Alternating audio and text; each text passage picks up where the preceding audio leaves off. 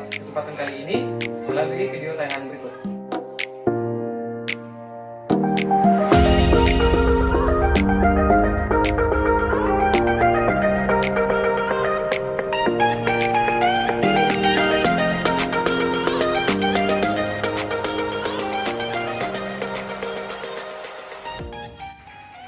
Baiklah teman-teman semuanya, penyampaian pertama yang akan saya sampaikan sendiri itu mengenai latar belakang daripada pendirian Project Pro Skatepark ini.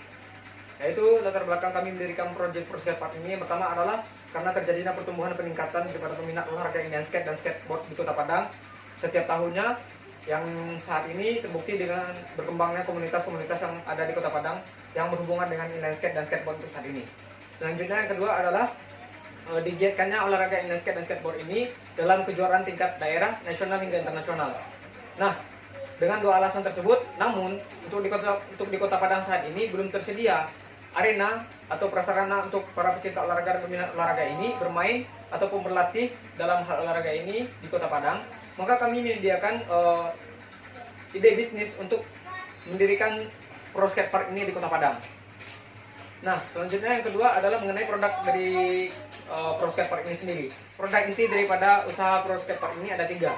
Yaitu yang pertama itu adalah tentunya skateparknya sendiri, yaitu merupakan arena bermain atau prasarana yang digunakan oleh para pecinta dan peminat olahraga untuk bermain berolahraga inline skate dan skateboard ini di tempat kami, di mana kami menyediakan tempat ataupun arena tersebut dengan mengusung konsep go green yang instagramable. Nah, yang kedua adalah tentunya produk kami menyediakan tempat untuk pegiat bisnis, khususnya dalam kategori produk yang berbau atau berhubungan dengan olahraga inline skate dan skateboard ini. Yang ketiganya adalah produk daripada usaha kami ini yaitu menyediakan tempat untuk para pegiat bisnis lagi. Namun ini lebih spesifik kepada produk-produk sejenis makanan yang akan dikonsumsi oleh para pengunjung daripada Pro Skatepark ini nantinya. Selanjutnya yaitu mengenai segmentasi daripada usaha bisnis kami ini. Segmentasi kami bagi menjadi tiga, yaitu pertama segmentasi demografis. Tentunya segmentasi demografis yang besar di sini adalah masyarakat yang ada di Kota Padang ini sendiri.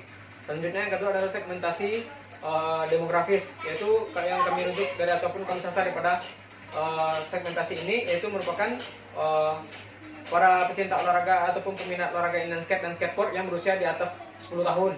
Nah, untuk secara generalisir tidak ada perbedaan antara perempuan ataupun laki-lakinya. Untuk kategori demografis di dalam penghasilan ini juga terbilang general karena kami tidak ada menyasar kelas tinggi, menengah ataupun sebagainya. Namun ini bisa digapai oleh semua kalangan. Selanjutnya itu segmentasi psikologis. Segmentasi psikologis yang kami ambil di sini yaitu di mana kami sasar kepada masyarakat ataupun para orang-orang yang berminat untuk bermain ataupun berolahraga ya yang dikategorikan cukup ekstrim ini, yaitu inline skate dan skateboard yang ada di Kota Padang yang juga mengikuti tren tentunya. Selanjutnya adalah targeting dan positioning. Targeting daripada usaha kami ini yaitu para pecinta olahraga inline skate dan skateboard yang ada di Kota Padang, terkhususnya yang telah tergabung di dalam komunitas yang ada di Kota Padang saat ini. Namun tidak menutup kemungkinan yang kami sasar selanjutnya yaitu para peminat olahraga inline skate dan skateboard yang di luar komunitas ataupun non komunitas yang ada di Kota Padang. Selanjutnya positioning yang kami terapkan ataupun kami rencanakan daripada Pro Skatepark ini yaitu merupakan suatu tempat ataupun area bermain inline skate dan skateboard di Kota Padang yang mengusung konsep go green dan diciptakan sedemikian mungkin hingga menciptakan kenyamanan, kepuasan dan dapat terkesan instagramable bagi para pecinta olahraga ini. Mungkin itu yang dapat saya sampaikan dari pembahasan pertama ini. Selanjutnya akan dijelaskan oleh rekan saya selanjutnya. Baiklah, saya akan menjelaskan tentang jumlah kedatangan atau permintaan wisatawan ke Kota Padang. Skatepark merupakan salah satu ide bisnis baru yang mengusung konsep utama olahraga inline skate dan skateboard yang dibalut pemasaran pariwisata hospitality.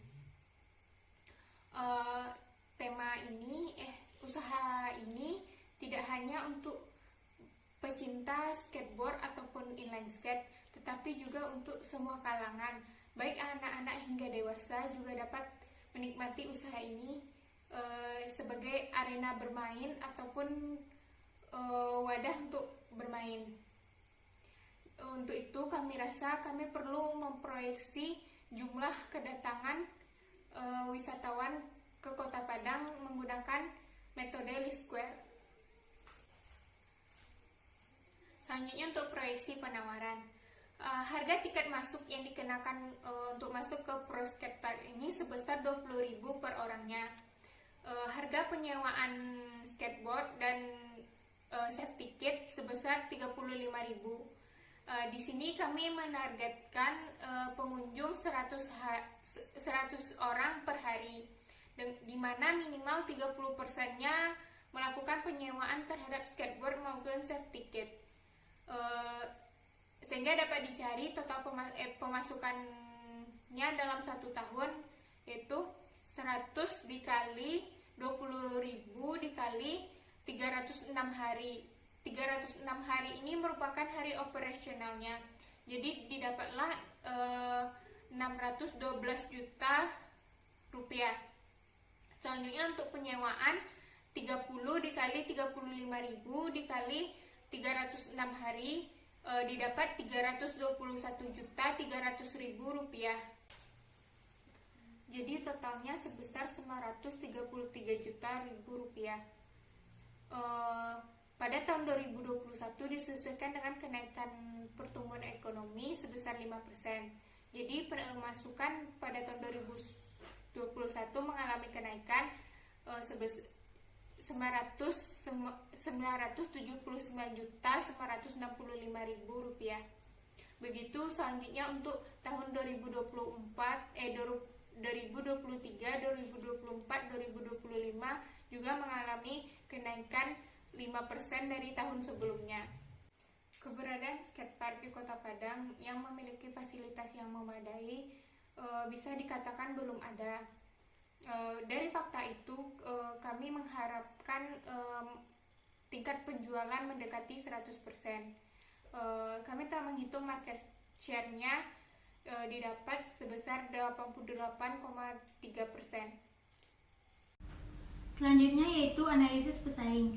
Untuk analisis pesaing Pro Skatepark tidak kami lakukan. Hal ini dikarenakan masih belum terlihat akan adanya jenis usaha atau jasa yang sama dengan Pro Skatepark untuk saat ini.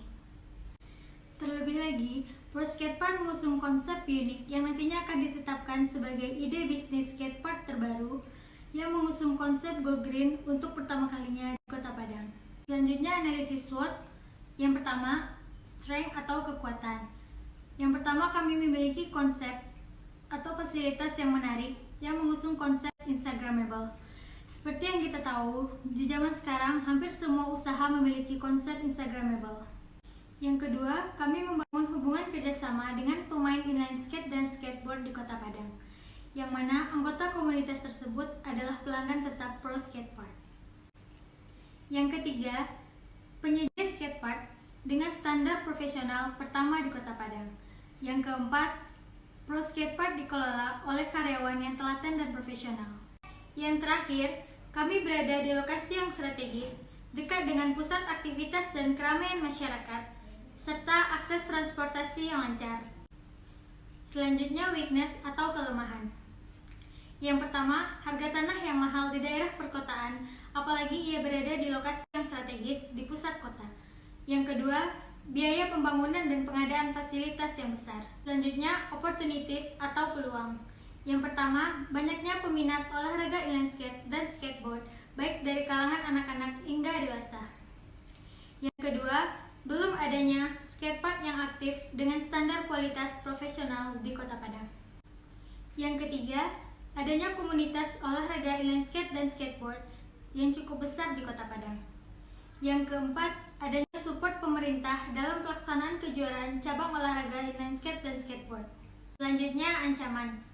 Munculnya pesaing yang dapat berebut pasar dan konsumen Pro Skatepark itu sendiri, meskipun belum diketahui apakah nantinya akan ada munculnya pesaing. Baiklah, kemudian ada strategi pemasaran. Adapun strategi pemasaran yang kami usung yaitu produk. Produk yang kami tawarkan ialah sewa skatepark, skate shop dan rent, kemudian ada mini cafe. Yang kemudian selanjutnya adalah harga. Untuk harga, per masuk arena pelanggan akan dikenakan Rp20.000 per masuk arena dan akan lebih murah jika pelanggan tersebut memakai kartu member. Untuk biaya sewa skateboard dan inline yang kami sediakan di arena adalah sebesar Rp35.000. Kemudian ada promosi. Promosi kami lakukan dengan 3 cara, yaitu pertama melalui media sosial. Kami akan mengontak influencer Instagram, Twitter, Facebook yang ada di Kota Padang. Kemudian yang kedua adalah diskon, seperti diskon Valentine, diskon 17-an, dan lain-lain. Kemudian adalah penyebaran pamflet, spanduk, dan baliho. Kemudian yaitu adalah physical evidence. Untuk desainnya sendiri, kami akan mengusung desain yang dengan menggunakan cat yang semenarik mungkin atau dengan motif dengan mengusung tema Go Green yang unik agar pelanggan nyaman dan tidak bosan berada di area skatepark kami. Kemudian ada place. Untuk pemilihan tempat, kami memilih tempat yang strategis yang disesuaikan dengan ketersediaan lahan yang diizinkan untuk hak guna bangunan dari pemerintah Kota Padang, yang ditargetkan berada di sekitar wilayah Jalan Khatib Sulaiman, Jalan Raya Ampang, Gajah Mada, Jenderal Sudirman, Sawahan, dan lain-lain. Kemudian ada human atau manusia. Karyawan yang nantinya akan kami kerjakan di area skatepark merupakan karyawan dengan tingkat profesionalitas kerja yang tinggi, di mana mereka akan memberikan pelayanan yang prima kepada pelanggan dengan kualitas etika yang baik. Yang terakhir yaitu proses. Untuk cara menyewa atau masuk ke dalam arena skatepark, kami membentuk sistem bayar per masuk arena. Lalu pelanggan selanjutnya bisa menyewa atau membeli perlengkapan serta skateboard dan inline skate yang sudah disediakan di skate shop. Kemudian ada keputusan strategi. Keputusan strategi pemasaran berdasarkan posisi pasar yang dipilih oleh Pro Skatepark ini adalah strategi sebagai pemimpin pasar. Alasannya ialah ide bisnis skatepark yang mengusung konsep Go Green ini merupakan ide bisnis pertama yang ada di Kota Padang. Selain itu, seiring dengan pertumbuhan dan peningkatan jumlah peminat olahraga inline skate dan skateboard yang terjadi saat ini, sejatinya mereka akan memerlukan layanan usaha skatepark untuk menyalurkan minat ataupun bakat dalam olahraga tersebut. Kemudian ada aspek teknis dan teknologi, yaitu ada tanah dan lokasi, desain produk dan jasa, bahan baku dan bahan pendukung, skala operasi dan luas operasi, proses produksi, layout pabrik dan bangunan, mesin peralatan dan teknologi yang dipakai, prasarana umum, fasilitas penunjang, kendaraan, pelaksanaan pembangunan dan network diagram, serta pengoperasian usaha. Selanjutnya yaitu adalah layout Pro Skatepark yang dapat saudara lihat di slide yang kami sediakan di sebelah sini. Baiklah, kita akan masuk ke aspek hukum dan legalitas. Pro Skatepark berbentuk badan usaha berseruan terbatas atau PT, dan Pro Skatepark memiliki visi yaitu menjadi perusahaan jasa yang berspesifikasi di skatepark terkemuka di Indonesia. Dan untuk modal dari Pro Skatepark ini senilai 450 juta. Dan pendirian usaha Pro Skatepark ini diestimasikan membutuhkan waktu 10 hari, memerlukan 7 prosedur, dan membutuhkan 3 persyaratan pengajuan PT. Dan untuk biaya badan hukum dan legalitas usaha, Pro Skatepark membutuhkan biaya sebesar 2.200.000. Baiklah, kita akan masuk ke aspek manajemen dan sumber daya manusia. Pro Skatepark memiliki struktur organisasi yang terdiri dari Direktur Utama Leonardo, Manajer SDM saya sendiri Misbah, Vice Manager SDM yaitu Novita, Manajer Keuangan Brian, dan Manajer Pemasaran Pani, dan Vice Manager Pemasaran Suci. Dalam Pro Skatepark ini kita memiliki 4 karyawan yang terdiri atas Customer Service 1, Customer Service 2, Security 1, dan Security 2. Dan untuk besaran gajinya dapat teman-teman lihat dari Direktur Utama dan sampai ke security ada di slide. Dan untuk aspek sosial, ekonomi, dan lingkungan, aspek sosial dari Pro Skatepark ini adalah dengan adanya Pro Skatepark akan menjadi media atau wadah untuk masyarakat melakukan interaksi. Soalnya dengan adanya Pro Skatepark akan terjadi pemusatan keramaian. Dan tentunya di pemusatan keramaian itu ada interaksi sosial antara masyarakat yang mengakibatkan naiknya kualitas hidup masyarakat itu sendiri. Dan untuk aspek ekonomi, Prosketpar memiliki dampak meningkatkan perekonomian pemerintah daerah dan meningkatkan UMKM sekitarnya. Dan untuk aspek lingkungan, di Prosketpar itu sendiri memiliki limbah yaitu sampah. Dan tentunya kami dari pihak Prosketpar menyediakan beberapa titik tempat sampah untuk kenyamanan kita semua. Yo, kali ini saya akan membahas tentang aspek keuangan.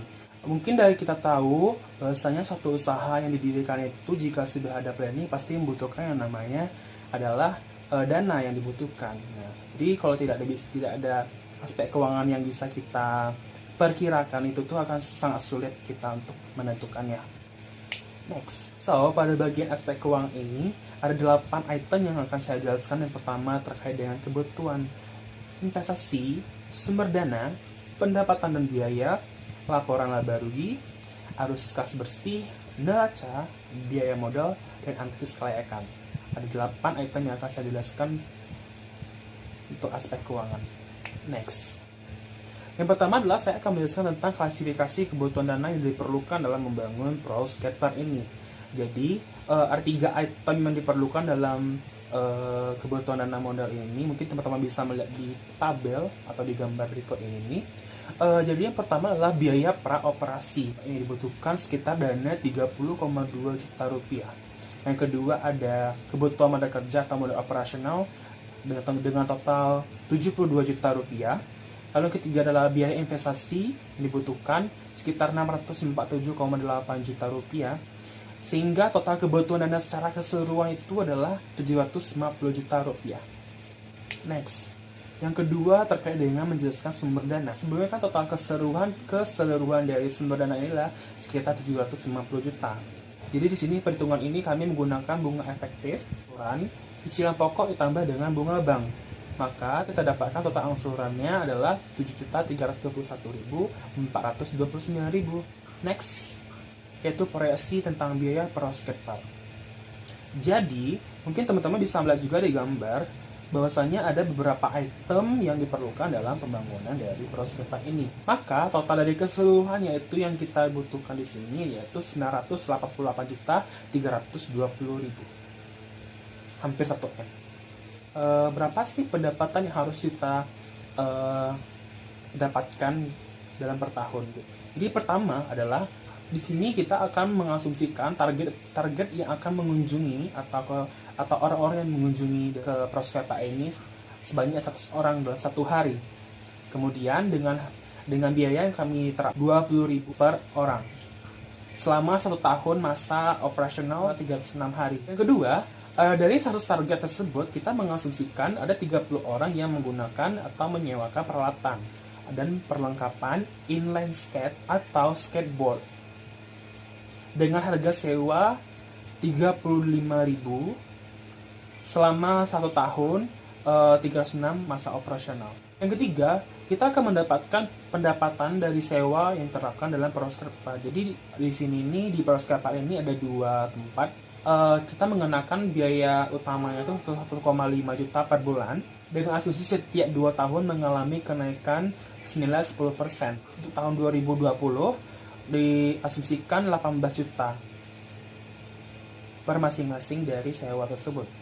Sehingga total pada tahun 2020 usaha ini dipastikan mendapatkan pendapatan 969.300.000. Next, terkait dengan laporan laba rugi dari perusahaan ini, apakah mereka mengalami laba atau rugi tiap tahunnya selama tahun 2020 sampai 2024. Maka untuk EAT atau laba bersih pada tahun 2020 itu senilai minus 77.751.685. Namun untuk tahun 2021 sampai 2024 itu diproyeksikan akan mengalami peningkatan yang sangat signifikan. Selanjutnya saya akan menjelaskan terkait dengan arus kasnya dengan asumsi adanya peningkatan tiap tahunnya itu 10%. Sehingga posisi kas akhir hasil penjumlahan dari 3 total tersebut yaitu senilai 942.920.252 pada tahun 2020. Next. Selanjutnya saya akan menjelaskan tentang arus kas bersih. NCF atau net cash flow yang kita dapatkan tahun 2020 itu adalah 13.360.665 Nah, pada dana cek ini, laporan dana cek dikatakan balance ketika total aktiva sama dengan total pasiva. Maka laporan keuangan dari Proskep ini bisa dikatakan balance. Selanjutnya, saya akan menjelaskan terkait dengan biaya modal atau WACC, perhitungan WACC. Maka kita jumlahkan hasil keduanya sehingga mendapatkan 23,40%. Next, aspek yang paling penting dari usaha ini, apakah aspek ini merupakan aspek yang layak atau enggak didirikan. Jadi di sini kita akan menggunakan metode NPV. Nah, pertama menggunakan metode NPV atau Net Present Value. NPV-nya itu adalah 980.373.887. Jadi berdasarkan nilainya itu, NPV kita itu adalah positif. Artinya usaha ini dikatakan layak. Next. Nah, yang kedua adalah dipersihkan pada tahun ketiga, bulan keempat, dan hari ke-28 akan kembali modal tersebut. Oleh karena itu, bisa dikatakan bahwasanya berdasarkan perhitungan PBP ini, usaha ini dikatakan layak karena PBP kecil dari umur ekonomis. Next. Yang ketiga adalah metode dengan menggunakan metode IRR atau Internal Rate Return. Lalu untuk mencari IRR tersebut digunakan metode trial and error dan interpolasi dengan ketentuan tingkat bunganya itu 25% dan 65% atau metode trial and error. Maka didapatkan IRR yaitu 27,31% tambah dengan 25% sama dengan 52,31%. Kesimpulan dari IRR ini adalah layak, di mana IRR ditutup lebih besar dari WACC. Baik, sekian dari saya ucapkan terima kasih. Mohon maaf apabila ada kesalahan. Saya tutup. Terima kasih. Assalamualaikum warahmatullahi wabarakatuh. Saatnya kita lanjutkan dengan video produk daripada ProSkatePark. Produk ProSkatePark ini merupakan produk khusus ya teman-teman, berhubungan dengan olahraga inline skate dan skateboard. Berikut ini adalah produk daripada ProSkatePark. Nah, pasti akan ada yang bertanya dong, kok hanya kamar lapangan aja? Tentunya, karena kami merupakan usaha jasa yang menyediakan penyewaan lapangan atau area bermain inline skate dan skateboard yang ada di Kota Padang. Skatepark yang kami tawarkan ini bukan kaleng-kaleng loh teman-teman. Bahkan, ini akan menjadi salah satu skatepark terbaru di Indonesia dan juga skatepark pertama yang mengusung konsep Go Green yang Instagramable. Bukti konsep Go Green yang Instagramable yang diusung oleh ProSkatePark ini yaitu dihiasinya keseluruhan bangunan daripada ProSkatePark ini menggunakan mural nature atau lukisan alam sehingga terlihat lebih indah dan menyegarkan mata. Terlebih lagi, ProSkatePark ini juga menggunakan konsep bangunan semi outdoor ya teman-teman. Selain skatepark, masih banyak lagi loh produk-produk yang dari sini, seperti adanya skate shop, yaitu tempat untuk berbelanja segala keperluan dalam bermain landscape dan skateboard. Dan pasti juga ada cafe dong buat nongkrong-nongkrong bagi teman-teman yang ingin bertemu sama teman-temannya. Selain produk-produk tersebut, ProSkatePark ini juga memberikan fasilitas yang lengkap banget loh, mulai dari medical room, locker room, hingga photo booth room yang hanya bisa dinikmati oleh pengunjung ProSkatePark ini sendiri loh. Bahkan lebih banyak lagi fasilitas-fasilitas lainnya yang bisa teman-teman nikmati di ProSkatePark ini. Terlebih lagi, ProSkatePark juga menyediakan layanan kartu member ya teman-teman, sehingga teman-teman yang menjadi member di ProSkatePark ini dapat menikmati segala fasilitas dan layanan yang ada di ProSkatePark dengan biaya yang lebih hemat dan berbagai keuntungan lainnya. Nah, itulah informasi terkait produk daripada ProSkatePark ini ya teman-teman. Terima kasih atas perhatiannya.